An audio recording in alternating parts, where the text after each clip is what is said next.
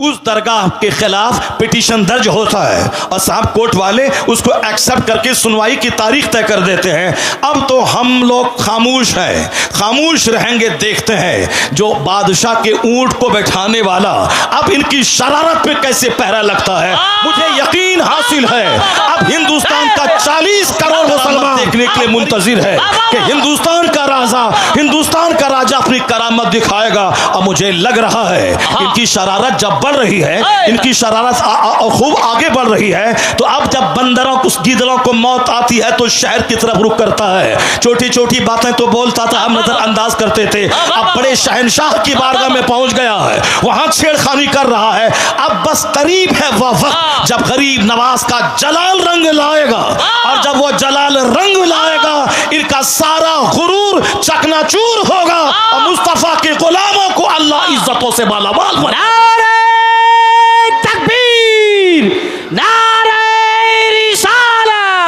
मसलके आला हजरत मजहबे इस्लाम हजरत हबीबुल्लाह फैजी साहेब किबला, हजरत शहनवाज हसन साहेब किबला, अल्लामा डॉक्टर शहरयार रजा साहेब किबला कादरी।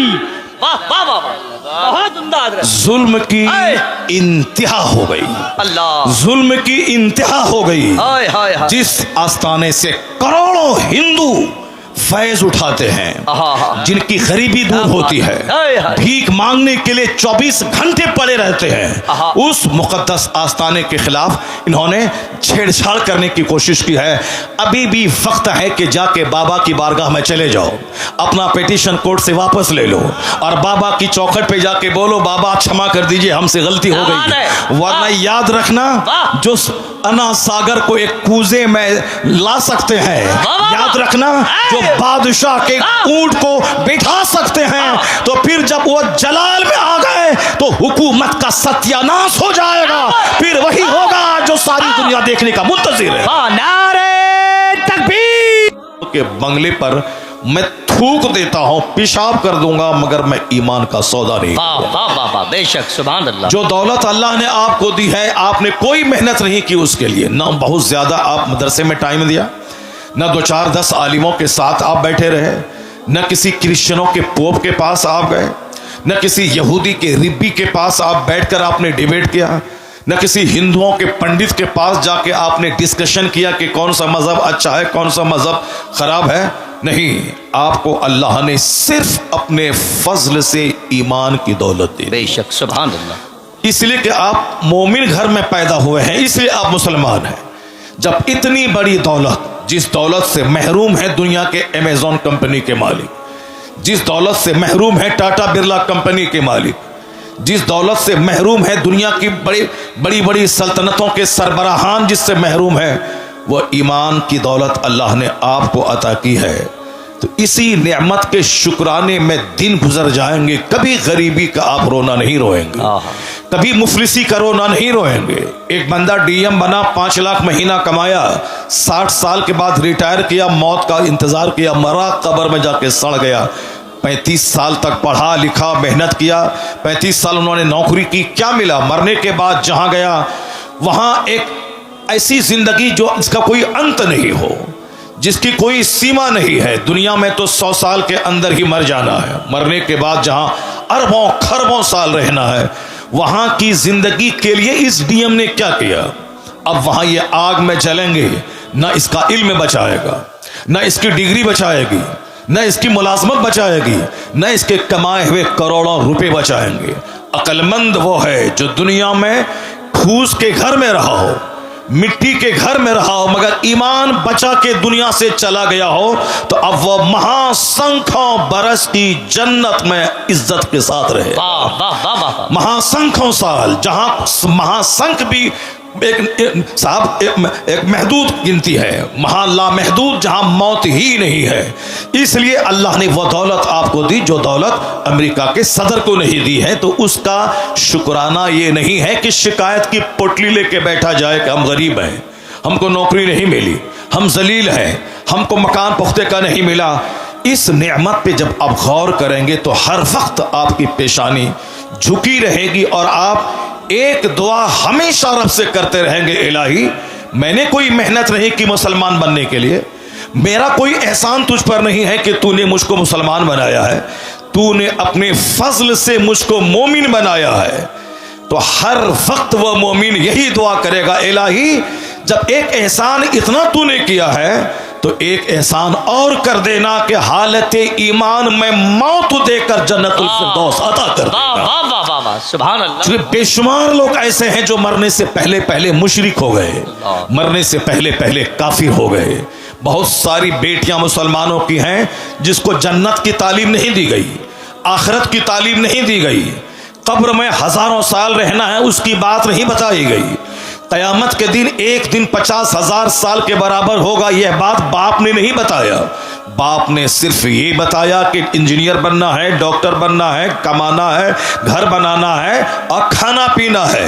तो अब अच्छी लाइफ गुजारने के लिए कोई मुशरिक उसे ऑफर दिया कि मेरे पास 5 लाख रुपए माहाना की आमदनी है, अगर तुमने मुझसे शादी कर ली तो तुम रानी बन के रहोगी। तो ये उस मुशरिक के साथ ईमान का सौदा करके भाग गई, उसी के साथ शादी करके रह गई। अब वो जब जवानी के बाद बुढ़ापे की उम्र में पहुंची, उसके बाद मौत ने दस्तक दिया, तो लज्जत कितने दिन तक उन्होंने हासिल की? 10 साल 20 साल। अब मरने के बाद जहां गई है वहां का एक दिन 50,000 साल के बराबर। अब ये बताएं कि 2 4 10 20 साल एक सेकंड है अल्लाह के नजदीक। इसकी लज्जत हासिल करने के लिए ईमान का सौदा कर दिया, उन्होंने कुफ्र कबूल कर लिया। अब वह खरबों साल की आग में जलने के लिए वहां चली गई। अकलमंद है वह बाप जो बच्चों को डॉक्टर ना बनाए मगर जन्नती बना दे, जो अपने बच्चों को इंजीनियर न बनाए जन्नती बना दे, जो अपने घर में डॉक्टर इंजीनियर का चर्चा न करके आलिमे दीन का चर्चा करे, कुरान हदीस का चर्चा करे। वह औरत धन्य है जो नहीं बनी इंजीनियर मगर वह चूल्हे में खाना बनाती रही, अपना ईमान बचाती रही, बाहर शरीयत पढ़ती रही, कुरान पाक की तिलावत की, माह रमजान में 20 रकअत सूरह तरावी वह पढ़ती रही। वह औरत ईमान बचा के चली गई। खरबों कमाने वाली बैरिस्टर से यह बेहतर है कि कनीज़े फातिमा बनकर फातिमा ज़हरा के साथ जन्नत चली गई। सुभान अल्लाह। वह कौन सा इल्म है जो इल्म आदमी की इज्जत को तार-तार कर दे? वह कौन सा इल्म है जो आदमी को कुफ्र के करीब पहुंचा दे? वह कोई इल्म है जो आदमी को जानवर बना दे? आज मदरसा आवाज दे रहा है कि डॉक्टर की सूरत में दरिंदा कलकत्ता के आरजी मेडिकल कॉलेज का प्रिंसिपल जो अपने घर के तहखाने में खूबसूरत औरतों के साथ बलात्कार करने का रैकेट चलाता था, जिसके कॉलेज में एमडी करने वाली खातून की आबरू गैर महफूज रही और जिसको अपनी आबरू बचाने के चक्कर में जान से हाथ धोना पड़ा। ये कोई डाइटन सिमिलिया का कसिया का कोई जाहिल नहीं था, वो कोई विलेजर, कोई देहाती, कोई फार्मर नहीं था, पढ़ा लिखा आदमी था। पढ़ा लिखा आदमी इस कदर गिर जाएगा ये किसी ने सोचा ना होगा। आपने देखा होगा मुजफ्फरपुर के शेल्टर होम में वह नेताओं का किस तरह कनेक्शन वहां पली जाने वाली औरतों के साथ था। लोग कहते हैं कि वह डॉक्टर की सूरत में जानवर, वह डॉक्टर की सूरत में दरिंदा। एक गांव का देहाती अपने चचेरे भाई के पास किशनगंज गया, डॉक्टर के पास, कहा आप मेरी बीवी का इलाज करें। डॉक्टर बोलता है कि तुम्हारी बीवी दर्द ज़ह में मुब्तला है, बच्चा या बच्चा भी मरेगा या नहीं जच्चा मर जाएगी, इसलिए तुम्हें 1 घंटे के अंतर सिजरिंग करना पड़ेगा। वो कहता है मैं बीमार हूं, मैं गरीब हूं, मैं मजदूर हूं, कहां से मैं 50,000 रुपए ला के दूं?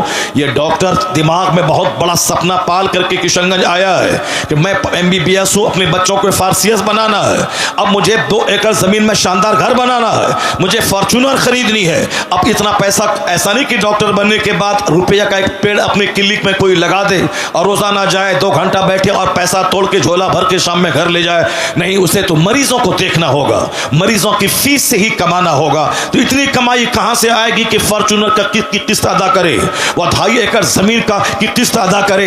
अब वह इंसानियत का लिबादा छोड़कर झूठ का लिबास पहनता है, हैवानियत का कपड़ा पहनकर झूठ बोलता है कि तेरी बीवी 1 घंटे के अंदर में मर जाएगी, इसको सिजरिंग करवाना पड़ेगा। अब वह बेचारा छोटा सा घर बेचकर डॉक्टर को 50,000 रुपए देता है और वह डॉक्टर एक गरीब औरत की सिजरिंग करके उसको कई सारी औलादों से महरूम कर देता है। लोग कहते हैं ये डॉक्टर है मगर इंसान नहीं है। इंसान वो है जो इंसानियत जिसके अंदर हो, वह दूसरों का दर्द महसूस करे। मतलब डॉक्टर डॉक्टर है मगर इंसान नहीं है। मोरबी का इंजीनियर कई 100 आदमी की जान ले लिया, उन्होंने एनओसी दिया, नो ऑब्जेक्शन, ये ब्रिज को खोल दिया जाए आम पब्लिक के लिए। ब्रिज गिरा, कितने 100 पब्लिक की जान चली गई। लोग कहते हैं वो इंजीनियर नहीं, वो कसाई है जिसने इतने लोगों की जान ले लिया। चीफ मिनिस्टर झारखंड का जो गरीबों की प्रॉपर्टी कोयला है उसके घोटाले में पकड़ा गया, कई साल तक जेल रहा। लोग कहते हैं ये चीफ मिनिस्टर नहीं बल्कि गरीबों का हत्यारा है। मतलब इंजीनियर की सूरत में जानवर, डॉक्टर की सूरत में जानवर। लोग कहते हैं कि इंसान कहां है, इंसानियत कहां है। मैं कहता हूं आज भी इंसानियत की एक फैक्ट्री है, वह फैक्ट्री चले जाओ, उस फैक्ट्री में यह पढ़ाया जाता है झूठ बोलना हराम है, शराब पीना हराम है, ज़िना करना हराम है, माँ बाप को सताना हराम है, पड़ोसी से लड़ना झगड़ना हराम है, और खड़े होकर नहीं खाना है, बैठ के खाना है, बाथरूम ऐसे जाना है, बिस्तर पे ऐसे लेटना है, ऐसे घर से बाहर निकलना है। आदमियत का सलीका किस फैक्ट्री में सिखाया जाता है? कहां से इंसान पैदा होते हैं? इस रुए जमीन पर एक दरसगाह है जहां अव्वल दिन से लेके आखिरी दिन तक, यानी उर्दू की पहली किताब से लेके बुखारी शरीफ तक यही पढ़ाया जाता है। यह लीगल है या इल्लीगल है, यह राइट है ये रॉन्ग है, यह जायज है ये नाजायज है, यह सही है ये गलत है, यह हराम है ये हलाल है, यह करना है ये नहीं करना है, यह हार्मफुल है ये यूजफुल है, यह हानिकारक है ये लाभदायक है। यानी वो आदमियत की शिक्षा जिस दरसगाह में दी जाती है उसी का नाम है मदरसा। अब जब यह फैक्ट्री जवान थी, जहां फैक्ट्री जवान थी, फैक्ट्री का प्रोडक्शन था, खलीफा हारून रशीद का बच्चा मदरसे में पढ़ता था, औरंगजेब जैसे हिंदुस्तान के बादशाह मदरसे में पढ़ते थे। उस वक्त में अमीर गरीब सब चाहता था मैं इंसान बनाने वाली फैक्ट्री में पढ़ूं और वहां से कुतुब बन के निकलूं, अब्दाल बन के निकलूं, आदमी बन के निकलूं। जब तक यह फैक्ट्री जवान थी, प्रोडक्शन ज्यादा हो रहा था, तो समाज कुतुब से भरा था, अब्दाल से भरा था, नेकों से भरा था, शरीफों से भरा था। लेकिन जब से इस फैक्ट्री को गवर्नमेंट ने आतंकवादी का अड्डा कहा और जब से हमारे पैसे वालों ने अपने बच्चों को पढ़ाना छोड़ दिया, जब यह फैक्ट्री बंद हो जाएगी या बंद नहीं होगी, पैदावार कम हो जाएगी, तो समाज में शरीफ कहां से मिलेंगे, वली कहां से मिलेंगे, कुतुब अब्दाल कहां से मिलेंगे। अब अगर लोग चाहते हैं कि समाज शरीफों से भरे, नमाजियों से भरे, जंटी लोगों से भरे, कुतुब अब्दाल से भरे, तो अब कंप्यूटर लेना होगा, फैसला बदलना होगा कि जिस तरह की फैक्ट्री जैसा प्रोडक्शन उसी तरह के लोग समाज में नजर आएंगे। इंजीनियरिंग कॉलेज में आदमी कम, वहां पैसा कमाने वाले जानवर ज्यादा पैदा किए जाते हैं। मेडिकल कॉलेज में आदमी कम, पैसा कमाने वाले जानवर ज्यादा पैदा किए जाते हैं। तो अब ये एक इंसानी बनाने वाली फैक्ट्री है मदरसा। इस फैक्ट्री को जिंदा करें। जब ये मदरसा जिंदा होगा, पैदावार बढ़ेगी, तो शरीरों की तादाद घटेगी, शरीफों की तादाद में इजाफा होता चला। नारे तकबीर, नारे रिसालत, मज़हबे इस्लाम, जश्न दस्तार बंदी, अल्लामा डॉक्टर शहरयार रजा साहब किबला। बहुत उम्दा हज़रत, वाह वाह वाह वाह वाह। मदरसा, वाह वाह वाह। मदरसा ने ही सारी दुनिया को बताया है कि इल्म क्या चीज है। मदरसा ने ही सारी दुनिया को बताया है कि रिसर्च क्या है। मदरसा ने बताया है कंटेम्पलेशन क्या है। मदरसे ने बताया है शोध क्या है। मदरसे ने बताया है चिंतन क्या है। हमारे बच्चे भी गौर से सुने मेरी बात।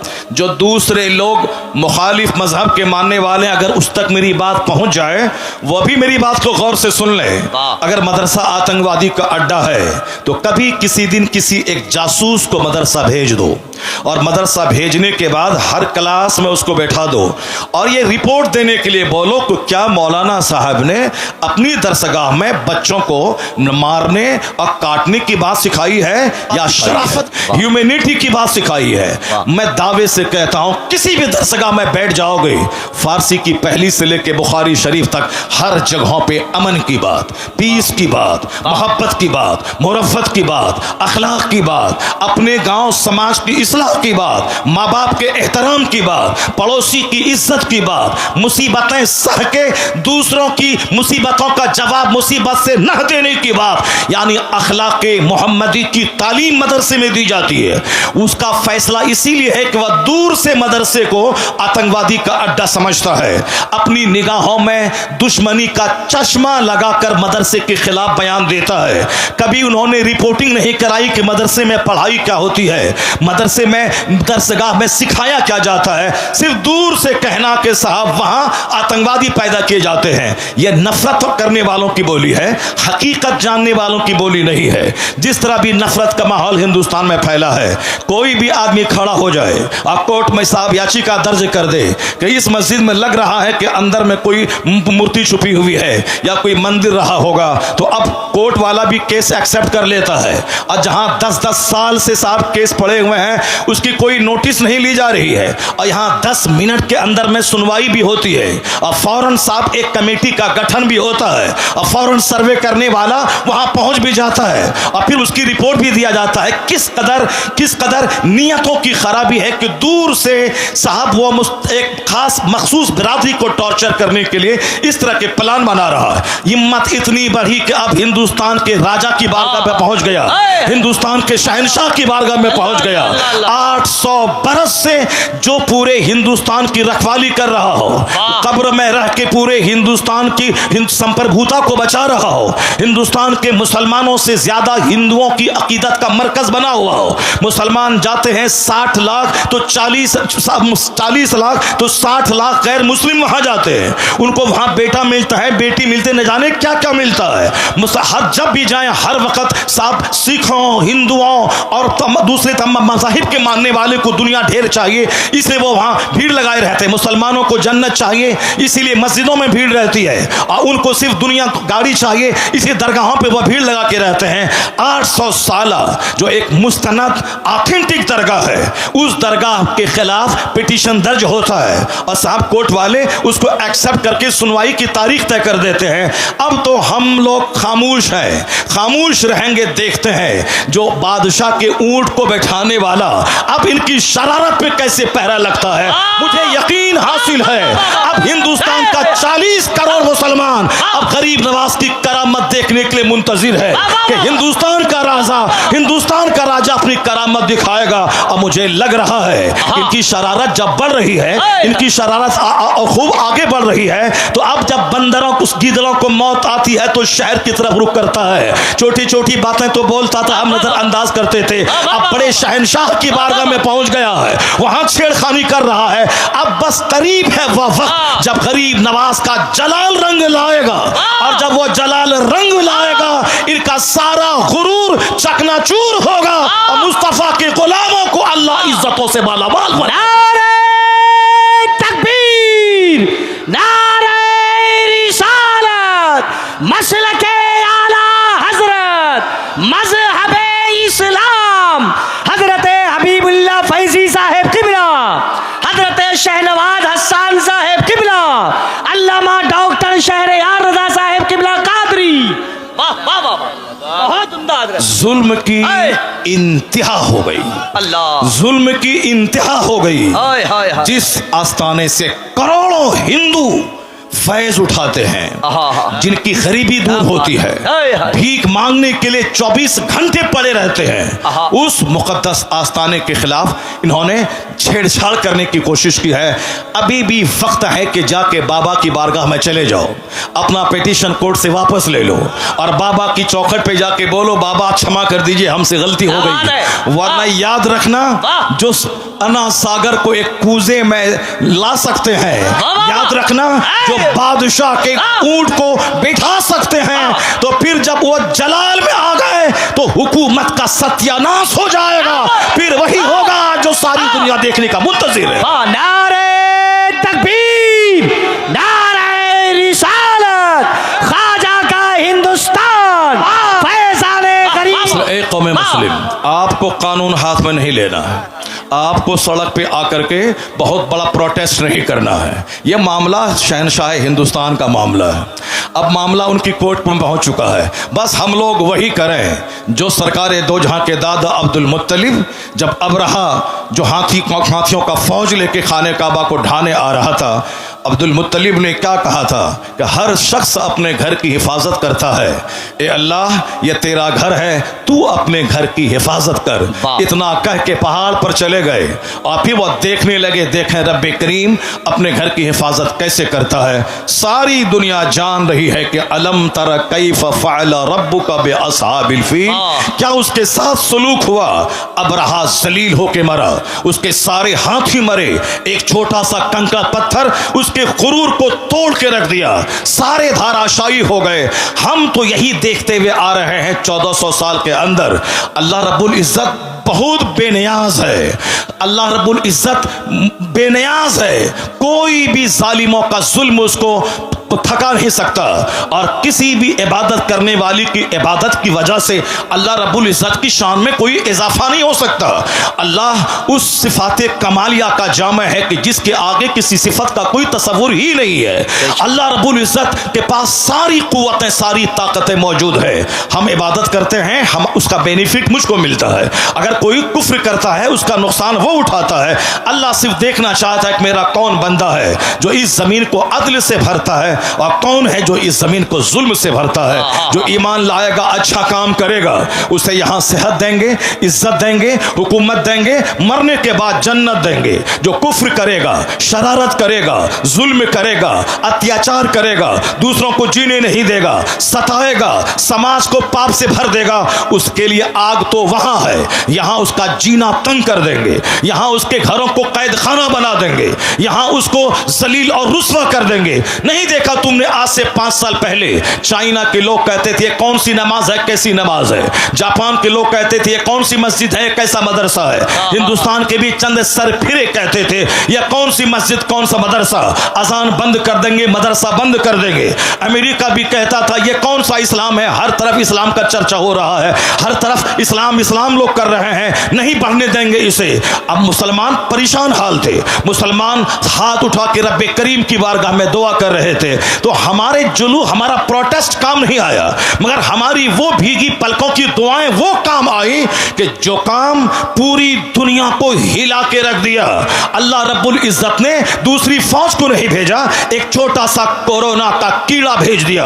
उस कीड़े ने चाइना को तबाह किया, अमेरिका के शहर को, उसको रौनक को मिटा दिया, सारे एयरपोर्ट्स में ताले लगवा दिए, दुनिया के अरबों इंसान को उनके घर को जेल उसके लिए बना दिया गया। यहां तक कि जो मिटाने की बात कर रहा था वह क्वारंटाइन की बात करने लगा, वह सोशल डिस्टेंसिंग की बात करने लगा, वह वैक्सीन की बात करने लगा। मिटाने का सपना देखने वाला उनका शहर उजड़ गया, उनकी फैक्ट्रीज उजड़ गई, करोड़ों लोग मौत के मुंह में चले गए। इसलिए एक कौम मुस्लिम, तेरा रब्बे कदीर बड़ा अजीज है, बड़ा गालिब है, वह कुव्वत का मालिक है, वह तमाम इख्तियारात उसके पास मौजूद है। तुमको सिर्फ करना है मस्जिदों को आबाद करना है, अपनी पेशानियों में सजदों का शौक बसाना है। तू मोमिन बन जा, तू मोहम्मदी बन जा, अल्लाह तुझे इस जमीन का हाकिम बनाएगा, यहाँ की सल्तनत तुझको देगा।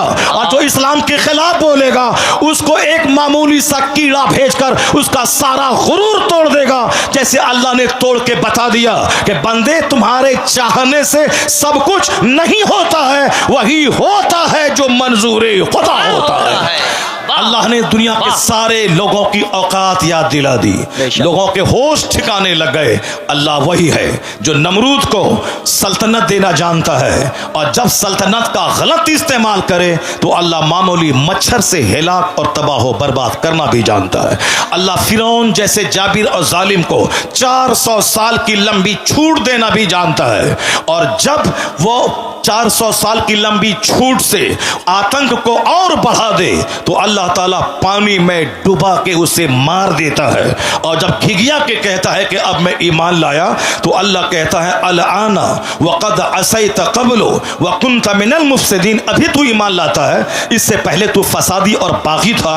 आज मैं तेरी लाश बचाऊंगा ताकि आने वाले लोग जान जाएं कि मगरूर का हश्र क्या होता है, घमंडी का अंजाम क्या होता है। फिरौन फिरौन की सूखी हुई सड़ी हुई हड्डी की लाश आज भी मिस्र के म्यूजियम में मौजूद है। दुनिया के सारे सयाह, सारे टूरिस्ट उसको देखने जाते हैं और वहां से देखकर इबरत हासिल करते हैं कि 400 साल लंबी उम्र पाने वाला पूरे मिस्र का बाताज बादशाह था, लेकिन अल्लाह ने उसे ऐसा जलील किया, उसकी डेड बॉडी को दूसरों की इबरत की खातिर रखा, उसके ईमान को कबूल नहीं किया। तो इसलिए एक कौम मुस्लिम, तू नमाज पढ़, रोजा रख, हज कर, ज़कात दे, मस्जिद को आबाद कर, मदरसा को आबाद कर, अखबार पढ़ के ज्यादा इस्लाम के बारे में टेंशन मत बोल ले कि हमारा मुस्तकबिल क्या होगा, आने वाले दिन में इस्लाम का क्या होगा। ये सब टेंशन लेने की कोई जरूरत नहीं है। इतना यकीन कर ले, गिरह बांध के रख ले, जो अल्लाह कल के फिरौन को नहीं छोड़ा, पानी में डुबा के मार दिया है,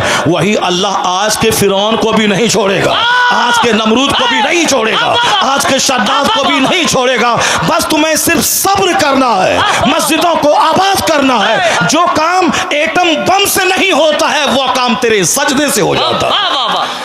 तुम्हारी ताकत रूहानी ताकत, तुम्हारी ताकत स्पिरिचुअल फोर्स, तुम्हारी ताकत आध्यात्मिक शक्ति है। आज हम जलील इसीलिए हो गए कि मेरी मस्जिदें वीरान हो गई, मेरा जलसा उजड़ गया, हमारी खानकात सिर्फ तेल और पानी का मरकज बन के रह गई, हमारी मस्जिदों में दांत टूटे चंद बूढ़े रह गए और हमारे जवान उनके कुफ्फार और मुशरिकीन के जवान की तरह हरकतें करने लगे। हमारे घर में क्रिकेटर का चर्चा, हमारे घर में साहब बैरिस्टर का चर्चा, हमारे घर में नेता का चर्चा, हमारे घर में बंबई जाकर के फैक्ट्री डाल के 2-4 मकान खरीदने वाले दुनियादार का चर्चा, हमारे घर में खूबसूरत खवातीन का चर्चा, हमारे घर में खूबसूरत नौकरी करने वाले लड़कों का चर्चा। अब जाहिर सी बात है, जब खूबसूरती का चर्चा होगा तो हमारा बेटा दिमाग में ये बात बिठाएगा हमें खूबसूरत औरत चाहिए। अब चाहे वो अपना चेहरा आईना में नहीं देखेगा कि हमारी सूरत कैसी है, हमारी नाक टेढ़ी है, हमारा रंग काला है, मगर वो तमन्ना करता है क्या कि हमारी बीवी बिल्कुल करीना जैसी खूबसूरत मिल जाए। सबकी तमन्ना ये खूबसूरत मिल जाए, क्योंकि उनके घर में खूबसूरती का चर्चा होता है, उनके घर में मुलाजमत का चर्चा होता है, उनके घर में क्रिकेट का चर्चा होता है। अगर मेरी बेटी किसी खूबसूरत चेहरे वाले के साथ भागकर ईमान का सौदा कर ले, ये कसूर माँ बाप का है जो अपने घर में हुस्न का चर्चा करता है, दौलत का चर्चा करता है, सर्विस का चर्चा करता है, स्कूल कॉलेज का चर्चा करता है। ये बता दे कि जिसके घर में आलिम का आना जाना हो, जिसके घर में पीर का आना जाना हो, जिस घर के बाल बच्चे अपने आलिम की तहज्जुद की नमाज का मंजर देख रहे हो, वहां तलावत कुरान का मंजर देख रहे हो, मैं दावे से कहता हूं जहां कुफ्फार का आना जाना होगा, जहां डकैत का आना जाना होगा, जहां दुनियादार का आना जाना होगा, उसके बच्चों का दुनियादार बनना जब तय है, उसी तरह जहां नमाजी का आना जाना होगा, आलिम का आना जाना होगा, मशाइख का आना जाना होगा, ईमान का बचना भी तय है, वहां नमाजी बनना भी तय है। इसलिए बुजुर्गों ने कहा अपने घर में चोरों को मत आने दे, अपना दस्तरखान नेकों के लिए बिछा, आलिमों का आना जाना होने दे, मशाइख का आना जाना होने दे। दिखने का असर होता है, जहां चोरी होगी वहां के बच्चे चोर पैदा होंगे, जहां तिलावत कुरान होगी वहां के बच्चे गुलामे हुसैन पैदा होंगे। सुभान अल्लाह, सुभान। कोई तहरीक हमारे बच्चों को काफिर होने से बचा नहीं पाएगी, कोई तहरीक हमारी मुर्तद होने वाली बेटियों को बचा नहीं पाएगी। उसके लिए हर माँ बाप को आगे आना होगा, अपने घर में इस्लामी कल्चर बनाना होगा, अपने बाल बच्चों के दिल दिमाग में इस्लाम की अजमत बैठानी होगी, अपने बाल बच्चों के सामने हुजूर की हयात तैयबा को बयान करना होगा, औलिया और सालिहीन की जिंदगी का मुताला करना, औलिया और सालिहीन की जिंदगी बताना होगा। अब जरा गौर से देखे कैसे हालात थे, कैसे लोग थे, किस तरह से जीते थे, अमीर उस दौर के कैसे थे, गरीब उस अहद के कैसे थे, औरतें उस अहद की कैसी थी, मालदार उस अहद के कैसे थे। इस्लामिक हिस्ट्री का एक चैप्टर मैं खोलता हूं, जरा गौर से उसको सुनिए, उसके बाद फिर मैं आके आपको बताऊंगा कि नेता हमारा कितना झूठ बोलता है। नेता हमें डरा करके हमसे वोट लेता है। वो क्या बोलता है कि अगर तुम हमको वोट नहीं दोगे तो तुम्हारी जिंदगी खतरे में पड़ जाएगी, तुम्हारा मुस्तकबिल खतरे में पड़ जाएगा, इस्लाम खतरे में है। हम आज 50 साल से सुनते हुए आ रहे हैं, इस्लाम इज इन डेंजर, इस्लाम खतरे में है, इस्लाम खतरे में है, इस्लाम खतरे में है। जो मौलाना बोलता है इस्लाम खतरे में है, यकीन जाने कि वो मौलाना सच नहीं, वह झूठ बोल रहा है। जो नेता बोलता है इस्लाम खतरे में है, वह नेता झूठ बोलता है। ये क्यों नहीं बोलता नेता कि हमारी नेतागिरी खतरे में है, हमारी पॉलिटिक्स खतरे में है, हमारा एमपी का पोस्ट खतरे में है, हमारी पार्टी खतरे में है, या बोल मेरी पार्टी खतरे में में है। हम जिस तरह से वो अपने लोगों को डराता है हमसे और हमारे खिलाफ नफरतों की आग लगाकर वो अपना वोट लेता है, उसी तरह हमारे भी कुछ लोग हैं जो शराब में डूबा हो, एक वक्त की नमाज ना पढ़ता हो, जो दिल्ली में जीतने के बाद 5 स्टार होटल में रंगरलियां मनाता हो, ये हमें आके मजहब के नाम पे हमसे वोट लेता है कि हम मुसलमान हैं, तुम हमको वोट दो। मुसलमान के नाम पे उसको वोट दिया जाएगा जो मुसलमान होगा, कंप्लीट मुसलमान होगा, जो मुस्तफा का होगा, जो कुरान हदीस का होगा, जिसको देखने के बाद लगेगा ये मुसलमान है। सिर्फ एक बिन लेबी लग गया मुसलमान है, बाकी सारा काम मुशरिकीन जैसा है, उसको वोट दिया जाएगा। वोट नहीं दोगे तो बोलेगा तुम्हें काट दिया जाएगा, तुम्हें मार दिया जाएगा, इस्लाम खतरे में है, मुसलमान खतरे में है। मैं बताऊंगा कुरान करीम क्या कहता है, मुस्तफा की हदीस क्या कहती है, और ये नेता क्या बोलता है। और झूठ बोल भी अगर बोलता है कि इस्लाम खतरे में है, वह झूठ बोलता है। कुरान करीम साफ लफ्जों में कह दिया है, युरीदून लियुत्फिउ नूरल्लाहि बिअफ़वाहिहिम वल्लाहु मुतिम्मु नूरी।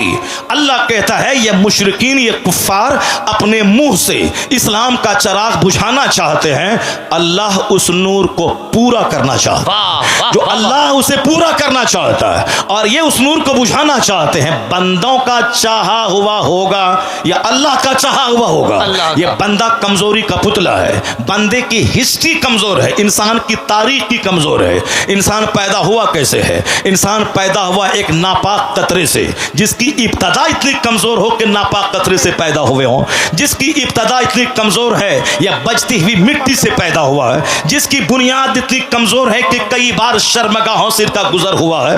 बाप की रीढ़ की हड्डी और माँ के सीने की हड्डी से जो कतरा निकलता है उससे यह इंसान पैदा हुआ। यह मैं नहीं कहता, पैदा करने वाला मेरा खालिक कहता है। फलयंजुरिल इंसानु मिम्मा खुलिक मिम्मा इन दाफिक यखरुजु मिन बैनि सुल्बि व तराइब इन्नहु अला रजिही लकादिर। अल्लाह कहता है a man should consider in his creation. आदमी को अपनी पैदाइश पे गौर करना चाहिए कि वह पैदा हुआ कैसे है। अल्लाह कहता है वह पानी का कूदता हुआ कतरा मनी का जो बाप की रीढ़ की हड्डी से निकलता है, माँ के सीने की हड्डी से निकलता है और वह बच्चादानी में पहुंचता है और 4 महीने तक वह ब्लड वह नुत्फा अपनी असल हालत पे रहता है। अगले 40 दिन तक, अगले 40 दिन में वह लोथड़ा बनता है, अगले 40 दिन में ढांचा तैयार होता है, अगले 40 दिन के बाद उसमें जान डाली जाती है। 120 दिन के बाद उसमें जान डाली जाती है।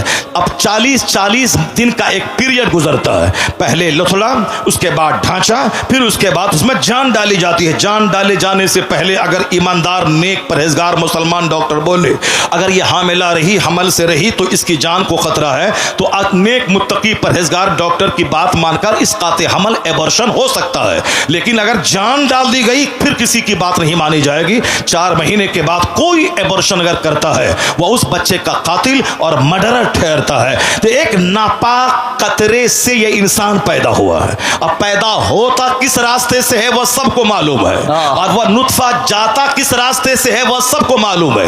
यह पूरी कहानी कुरान में 2, 4, 10 जगहों पे बयान किया गया है। यह बयान क्यों किया गया है? सूफिया कराम कहते हैं लोगों का मजाज है, जब जवानी मिली मगरूर हो गया, दौलत मिली घमंडी हो गया, छोटा सा घर कच्चे का पुख्ता बना दिया, अब वो साहब समाज में अपने आप को सबसे बड़ा समझने लगा। हुस्न पे मगरूर होता है बंदा, मकान पे मगरूर होता है बंदा, थोड़ी शोहरत मिल गई उसमें मगरूर होता है बंदा, ताकत जवानी मिली उसमें मगरूर होता है। यह गुरूर तो उसे तबाह कर देगा। यह गुरूर तो समाज में नफरतों की आग लगा दिया है। आज समाज में हर आदमी तन्हा महसूस करता है क्योंकि हर आदमी अपने आप को दूसरों से बड़ा समझता है। गुरूर की वजह से कोई किसी के घर नहीं जाता है। तो हर आदमी ईद के दिन अपने घर में बिल्कुल भैंस बन के बैठा रहता है, पहल करके नहीं जाता, मुंतजिर रहता है कि वो मेरे घर में आए। अब वह भी मुंतजिर रहता है कि यह मेरे घर में जाए। ना वो आता है ना यह जाता है, दोनों अपनी सेवई खुद खाते हैं और मोहब्बतों से महरूम रहते हैं। मोहब्बत वहां नहीं होती जहां इंतजार किया जाता है, मोहब्बत वहां होती है जहां खुद से पहल की जाती है। बंदा खुद से पहल करे, मुंतजिर ना रहे कि वह सलाम करेगा, बल्कि खुद से सलाम में पहल करे। इंतजार ना करे कि वह मेरे घर में आएगा, पहल करके ये खुद उसके घर में चला जाए। वह सारी कैफियतें जब थी तो गुर्बत में भी राहत का मजा मिलता था, और आज सब मकान बना रहे हैं और सबका दिल उजड़ रहा है, सबका चेहरा उजड़ रहा है, समाज नफरतों की आग में जलता चला जा रहा है। आका ने कहा था ला तदखुलूनल जन्नत हत्ता तुमिनू, जन्नत नहीं जाओगे जब तक कि मोमिन न बन जाओ। वला तुमिनू हत्ता तहाब्बू, मोमिन नहीं बनोगे जब तक कि आपस आपस में एक दूसरे से मोहब्बत न करो। मोहब्बत करना मोमिन बने रहने के लिए जरूरी है। अपने पड़ोसी से मोहब्बत जरूरी है ईमान बचाने के लिए। अपने रिश्तेदारों से सिले रहमी जरूरी है ईमान बचाने के लिए। अपने गांव के गरीबों